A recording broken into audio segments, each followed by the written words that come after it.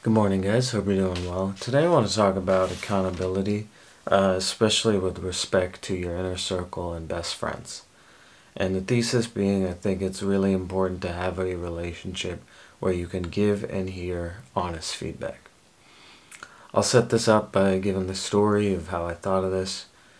A couple weekends ago, a couple of my best friends visited Boston, and they started asking me how I was doing, just to catch up. And if you've been following the vlogs lately, I've been saying recently I feel like life's been too crazy. I'm always working.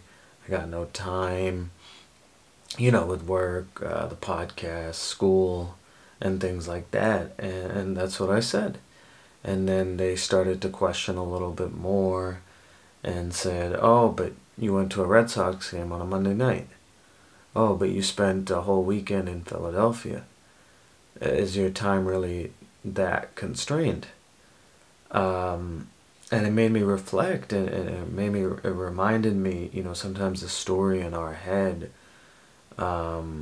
is critical because we start believing it. The more we say it to ourselves, the more we believe it, whether it's true or not.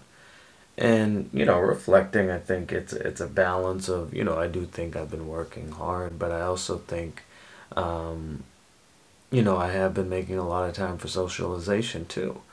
And so, characterizing myself as being very time constrained, can be somewhat misleading.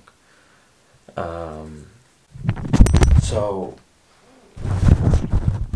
I think the main thing um, that I think, if you're someone that doesn't want to give honest feedback, I think some of the reasons you want to is, you should always want what's best for the person, right? And sometimes what's best for the person is giving them tough advice or asking them critical questions.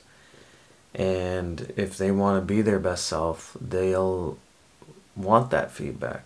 They won't be offended.